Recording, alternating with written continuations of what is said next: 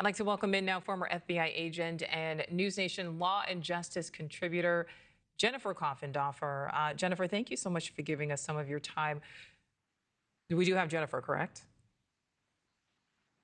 All right, let's bring Jennifer in now. So, a lot of information coming out of that initial press conference from authorities there in Minneapolis. We know that the shooter left behind a vehicle that was in the parking lot that is being searched. Apparently, the shooter approached the church on the side of the building, and one of the side doors had been barricaded with a sort of 2x4. The shooter then firing dozens of rounds through a window. What stands out to you most in what police are revealing at this point? Right, Nicole, what really stands out to me is the tactical maneuvering he did, specifically the rounds he chose or the guns he chose to use. A rifle holds up to 30 rounds, and that's just for one magazine. And so this is a high powered situation where he would have many, many rounds to utilize. And then that shotgun, a shotgun is one of the most powerful weapons there is, causes so much damage. And then, of course, the fact he had a pistol, and I believe that was because he well thought out he would need that to take his life after this occurred. The way he would approach along those windows and shoot, it just seems very tactically oriented to me. And do you think he had prior knowledge of this building? I mean, based on what we're learning so far and knowing that authorities are only going to release so much information, but do you believe the shooter may have known or at least had some prior knowledge? Yes, it seems to me so. And this is why they were all gathered at that particular time to worship.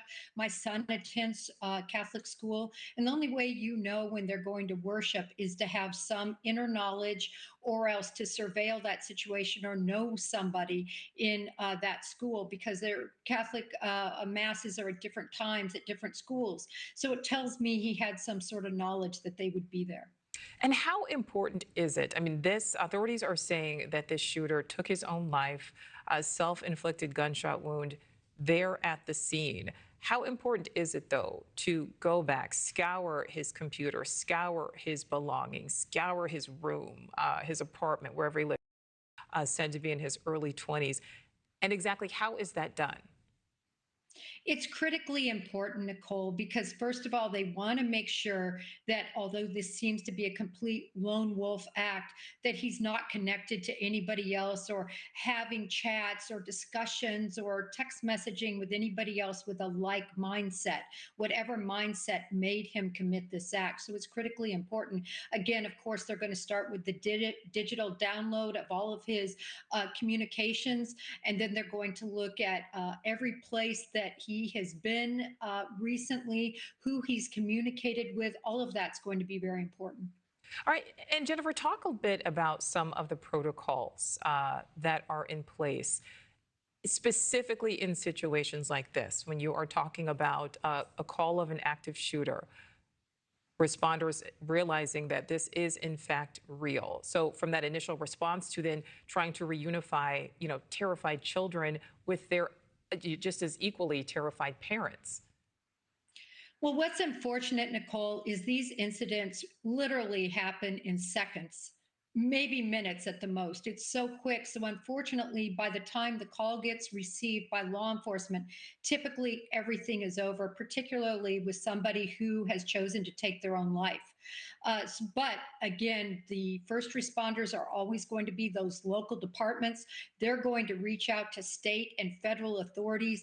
It's critical that the ATF is on scene. They can conduct those traces to figure out who had that firearm. Again, you're going to need a lot of manpower to look at the video monitoring to figure out where did this person come from. And I'm sure that's how they gleaned what vehicle he was related to.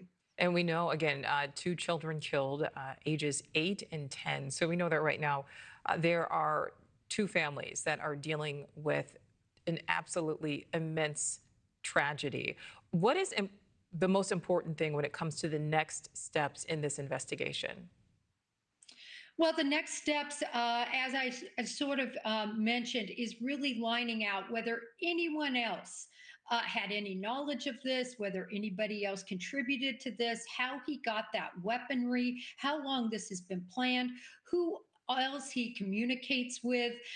That's going to be critical just to make sure, Nichole, there is nothing further planned for any other church. Thank you for watching. Subscribe below and download our NewsNation app right now on your phone, and you will get fact-based, unbiased news for all Americans.